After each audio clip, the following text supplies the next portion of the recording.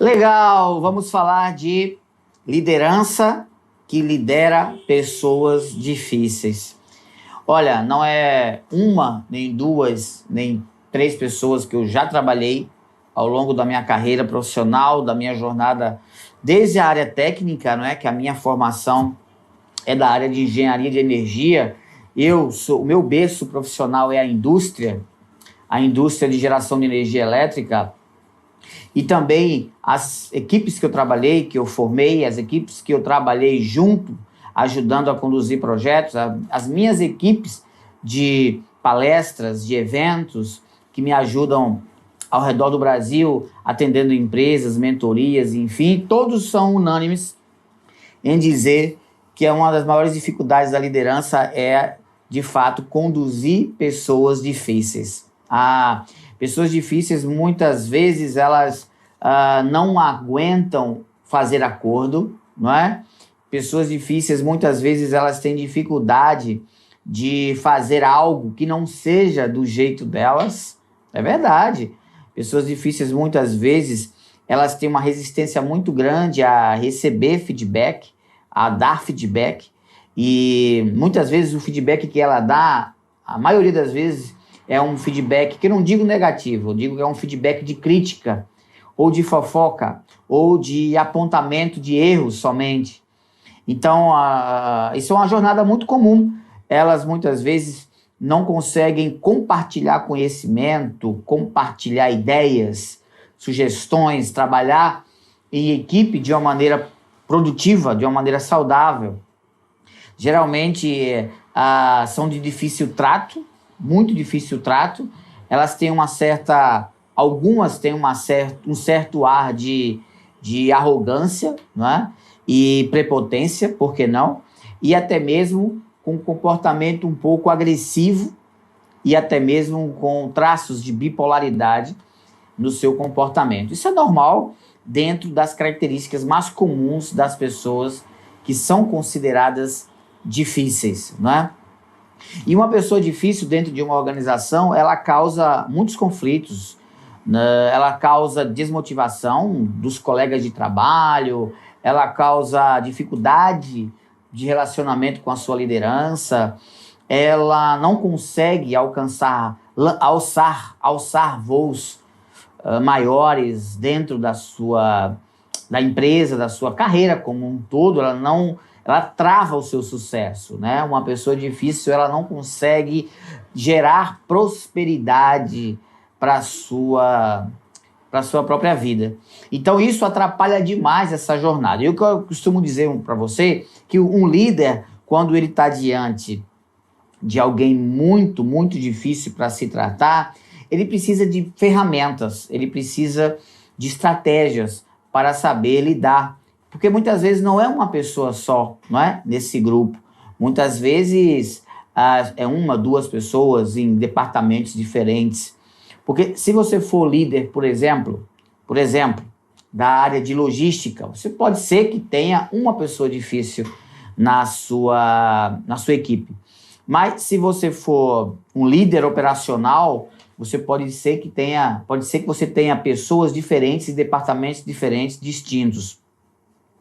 E você lembra daquele ditado que a nossa avó dizia, que era mais ou menos assim: uma laranja podre é capaz de destruir todo o cesto, né?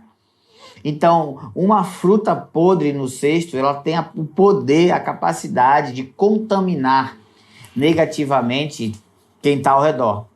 Então, tudo isso faz parte de um perigo que ameaça o bem-estar social, o bem-estar corporativo, o bem-estar individual de um ambiente onde as pessoas precisam conviver bem juntas, que, por exemplo, a empresa. Então, essas ferramentas precisam ser executadas pelo líder de uma maneira que ele saiba como conduzir essa pessoa de difícil trato e até mesmo abrir mão dela, não é? Até mesmo demitir. Por quê?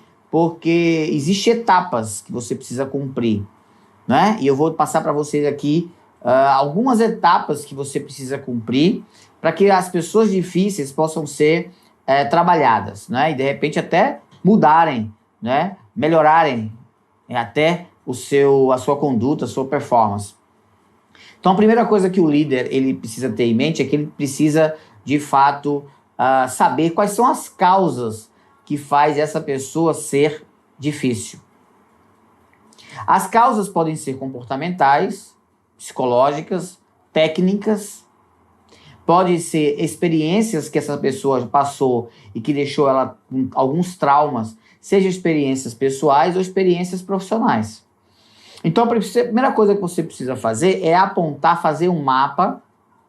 O líder precisa se esforçar, tomar um certo tempo para diagnosticar, para fazer um mapa do que aquela pessoa tem, o que ela precisa para se transformar. Mas a origem, a causa maior que gera essa dificuldade de trato, né? Esse diagnóstico ele pode ser feito por um feedback, por exemplo, um feedback com perguntas. Isso é muito bom. Perguntas sem julgamento. Então, uma primeira etapa que você pode optar é você convocar essa pessoa para uma conversa.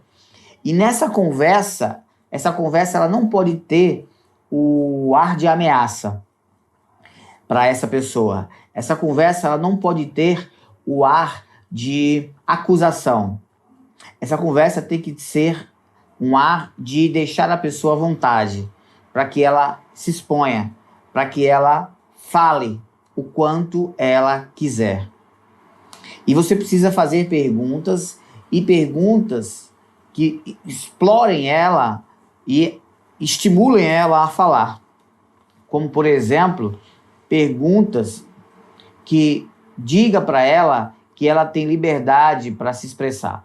Por exemplo, se você fosse mudar alguma coisa na empresa, no departamento, na equipe, o que você faria? E deixa ela falar, e a resposta dela não pode sofrer crítica, não pode sofrer acusação. Você pode dizer que você não pode dizer nem que concorda nem que discorda, mas você deixa claro para ela que a opinião dela foi importante, para que ela se sinta importante nesse momento de feedback. Isso é uma pergunta interessante. E dentro dessa pergunta, você vai abrindo outras perguntas em cima daquilo que ela falou. Não uma pergunta nova, fora desse contexto da primeira pergunta, mas uma pergunta dentro daquilo que ela falou. Interessante. E aí você vai fazer esse momento de feedbacks. É mais um feedback dela para você do que um feedback de você para ela. Isso é fundamental e muito importante. Que ela se sinta no controle da opinião, que ela se sinta no controle das ideias, porque é isso que ela está acostumada a fazer. Mas tem um detalhe, que é um gatilho que você vai abrir nela, que é o gatilho da reciprocidade. Uma vez que você faz um encontro, um papo com ela, onde você faz perguntas e dá poder e você dá importância àquilo que ela está falando, você abre nela uma pergunta. Ele me ouve. Ela me ouve. Ela me dá importância. Ele me dá importância. Ele está valorizando aquilo que eu estou falando. Está me deixando numa posição de alguém que seja interessante. Porque a pessoa difícil, muitas vezes, ela tem até ideias interessantes. Ela é inteligente. Mas a forma como ela se expressa ou se comporta deixa ela no status de pessoa difícil. Quando ela percebe que ela é valorizada e ela dá importância e você deixa ela ter espaço para falar, abre a reciprocidade para você chegar no último momento desse papo, dessa conversa, que é o momento onde você tem agora autoridade e abertura para pontuar algumas coisas que você vê e que pode atrapalhar ela a construir. Uma pessoa difícil, muitas vezes, ela não percebe que ela pode ser o agente de mudança. E como ela não percebe que pode ser o agente de mudança, ela não se sente útil. Então ela taca crítica, taca comportamento agressivo, toca o terror. Quando ela vive um momento com você de livre expressão, que você importancializa ela, não sei se essa expressão existe, mas dá importância ao que ela pensa, ao que ela fala, sem julgamento. E aí depois disso, quando ela se exaure, que ela se cansa, que ela seca o seu arsenal, o seu pote, você chega, a mente dela está no estado psicológico de sim. O que é colocar a pessoa no estado psicológico de sim? É quando você dá à pessoa a oportunidade de transmitir poder que ela deseja através das suas ideias. Muitas vezes essa pessoa é difícil porque ela não é ouvida. Muitas vezes essa pessoa é difícil porque ela não entende que ela precisa se expressar da maneira correta, porque ela não se sente valorizada. Então, quando você abre esse gatilho nela, que ela seca o pote, aí ela foca a atenção em você. Uma característica da pessoa difícil é não ouvir bem. Uma pessoa difícil, quando ela vive, ela quer sempre dar importância ao que ela quer falar. E ela escuta pouco. Ela não aceita argumento, não aceita ideias contrárias, não aceita objeções, porque ela tem dificuldade de parar de falar. Ela tem dificuldade de ouvir, porque ela se expressa, fala, dá opinião muito contundente daquilo. Então, quando você cria um momento onde ela desabrocha, onde ela desabafa, seca o pote, você aí abre um loop na cabeça dela dizendo assim: por que ele está me dando essa oportunidade de me expressar, de dizer minhas ideias? Tá até anotando o que eu estou falando?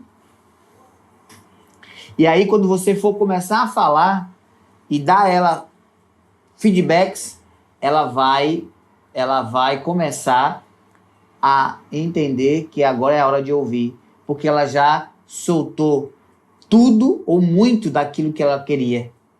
Ela secou o pote.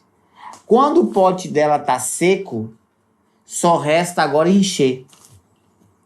Tem gente que, a pessoa difícil, ela enche o pote dela falando. E aí quando você deixa ela falar, o que vai acontecer? Ela seca. Quando ela seca, você ensina ela a encher o pote ouvindo. Porque o pote está vazio, porque ela já saciou o desejo de ser valorizada. E aí agora você tem espaço no pote dela para dar o feedback, para falar. E aí a mente dela vai ter espaço para gerar compreensão, para gerar longanimidade, para gerar paciência. Ela secou. É quase que um processo terapêutico. E aí o que acontece? Esse é um processo. E aí você vai observar nessa conversa que ela tem inteligência, muitas vezes tem ideias maravilhosas, mas por ela ser de difícil trato, as pessoas não prestavam atenção nela. Elas não ouviam bem. As pessoas perdem a paciência com gente difícil, mas o líder não. O líder não pode perder a paciência com gente difícil. O líder, ele tem que ter estratégias e ferramentas técnicas e comportamentais, porque senão ele não seria o líder. Ok? Então, essa é uma forma de você começar o trabalho com a pessoa difícil. Tenho certeza que se você executar isso, já vai dar uma grande diferença. Tá bom? Segunda coisa que você pode fazer é o seguinte: você começar a estudar sobre psicologia da liderança, sobre comportamento humano. Começar a entender como é que funciona o cérebro, as neurociências, a psique humana. Eu costumo dizer que todo líder tem uma cadeira obrigatória para aprender, que é psicologia, comportamento humano, neurociência, psiquiatria, análise do ser humano. O código de barras das pessoas. Como as pessoas funcionam. E como é que ele vai começar isso? Ele vai começar isso nele mesmo. O líder ele precisa se cuidar, investir em si, para ele começar a entender como ele é, como ele funciona, qual é a sua estrutura psíquica, para que ele entenda quais são os seus limites, quais são os gatilhos que lhe deixam motivado, desmotivado, com raiva, irritado, feliz, alegre. Quais são os seus limites? O que te deixa agitado, o que te deixa distraído, o que te deixa com foco? Qual é o momento da sua melhor performance? Que situação te deixa em performance alta? Que situação te deixa em performance baixa? Então o líder começar a entender de gente começando por ele. Tá certo?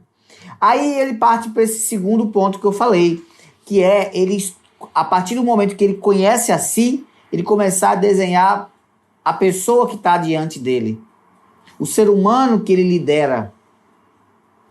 Não dá para cuidar de gente se você não entende de gente.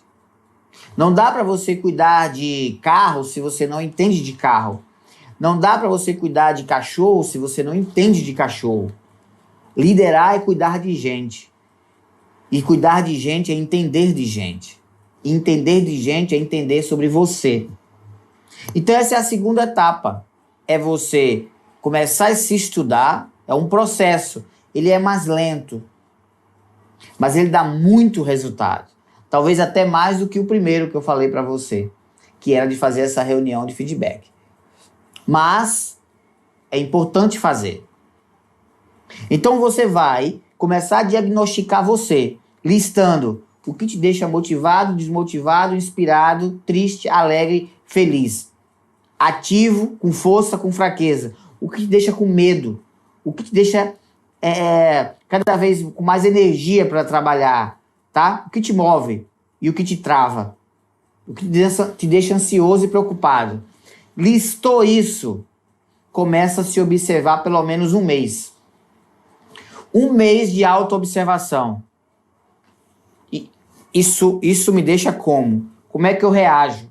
Começa a gerar uma autoconsciência inspiradora. O que eu chamo de, o que os americanos chamam de self-awareness. Ou seja, é você ter uma autoconsciência que inspira. Quando a pessoa olha para você, ela vê alguém que tem equilíbrio. Alguns chamam isso de inteligência emocional, equilíbrio emocional. Dê o nome que você quiser, mas o importante é você fazer. Mais do que conhecer, é fazer. Então, um mês de autoobservação e anotando. Por que eu fiquei feliz? Pá, anota. Por que eu fiquei triste? Por que eu fiquei irritado? Por que eu fiquei motivado? Por que eu fiquei agitado? Não dá para você interpretar as pessoas difíceis se você não sabe gatilhos que deixam pessoas irritadas ou felizes ou alegres ou satisfeitas. Os gatilhos que movem uma pessoa, de maneira geral, são os mesmos que movem as outras. Pode ser positivamente ou negativamente, mas a essência deles são os mesmos. As pessoas, de maneira geral, têm os mesmos desejos e interesses. As mesmas preocupações. Elas se irritam de maneira geral por coisas diferentes, mas essas coisas diferentes, elas se repetem.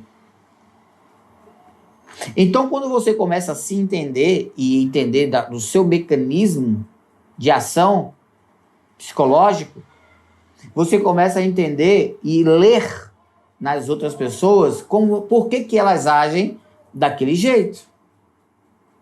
O porquê, qual a probabilidade da razão que faz ela ser agressiva ou arrogante, ou estressada, ou irritante. Uma pessoa que não escuta, você já começa a... Quando você estiver conversando com alguém, você começa a pensar assim, por que eu estou falando muito? E estou ouvindo pouco? Por que eu me sentei numa mesa de um jantar com a família e só fiz falar? E eu não escutei ninguém? Por que eu encontrei um amigo e só falei um amigo mais próximo, ou um amigo de uma longa data, que há muito tempo você não via? Por que eu encontrei ele e só falei de mim? 90% do tempo foi falando de mim. 10% eu perguntei, como é que você tá? Somente como é que você tá? Eu não me interessei pelo outro. Eu não ouvi palavras que ele disse que marcaram positivamente para mim. Por quê? Porque eu gastei tanto tempo comigo quando eu estava com a outra pessoa? Por que eu gastei muito tempo comigo quando eu estava com a outra pessoa? Quando a gente gasta muito tempo com a gente perde a essência de entender de gente.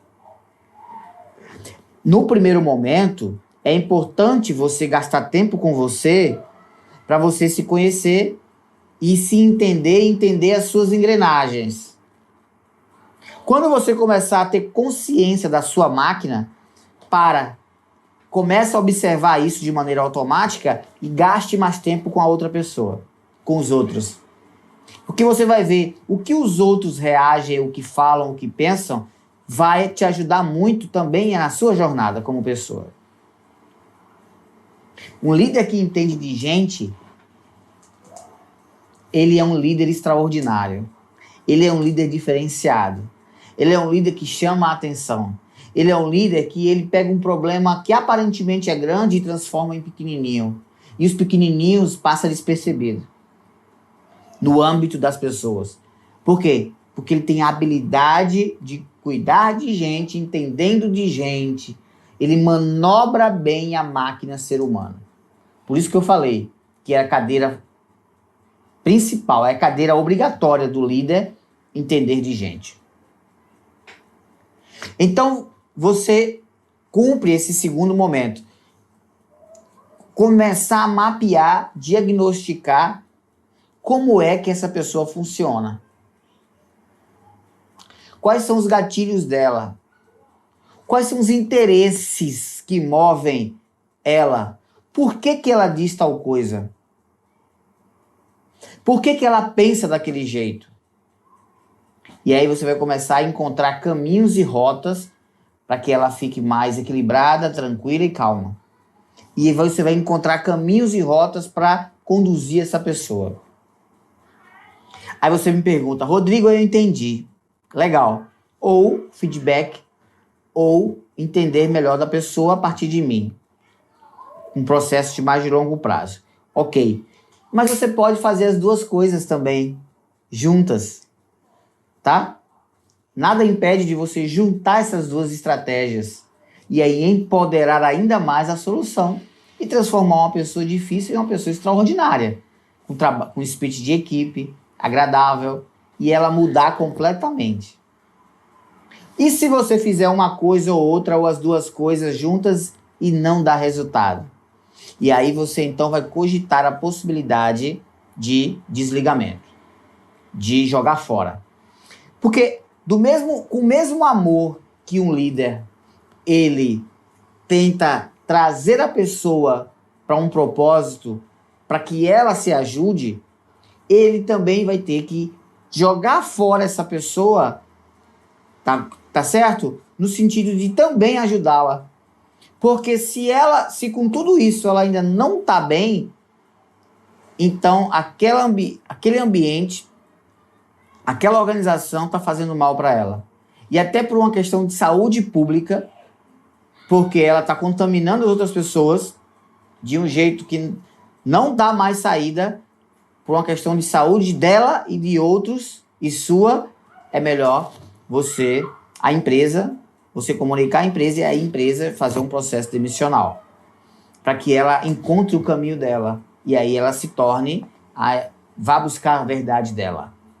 Tá? Então, com o mesmo amor que você ajuda, você também ajuda tirando do bando. Com o mesmo amor que você traz para dentro do time, você também pode tirar do time, com amor ao bando e com amor a ela. Liderar é amar, mas liderar também é fazer justiça com a pessoa e com os outros, para o bem geral da nação. Então, isso é muito importante compreender. Liderar pessoas difíceis exige estratégia. Existem muitas estratégias que eu ensino nas minhas palestras, treinamentos, mentorias, mas com essas duas que eu te passei aqui, você já vai com certeza colocar em prática. Coloca aqui nos comentários o que você achou. Escreve aí qual foi o seu sentimento com relação a essas ideias que eu te passei. Se abriu, se ajudou, se deu para você insights. Se você já tentou de repente de alguma forma, mas vai tentar de novo com essas dicas que eu falei. Ou se você já vai desistir de alguém, comenta. Comenta aqui que eu quero saber. Tá certo? Então vai fundo. Líder que é líder, investe em gente, gosta de gente. Líder que é líder, estuda gente.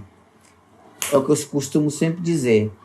Mais importante do que você atender os seus próprios interesses é atender os interesses daqueles que você quer deixar um legado, que você quer deixar a sua marca. Ser uma referência. Cuide de você bem. Cuida bem das pessoas. Faça as pessoas se sentirem importantes. Eu tenho certeza que a sua liderança vai desabrochar como uma rosa na primavera, uma flor na primavera, como um passarinho que voa, como um peixe que nada, como o sol que abre na vida de muita gente que merece ser ajudado por você.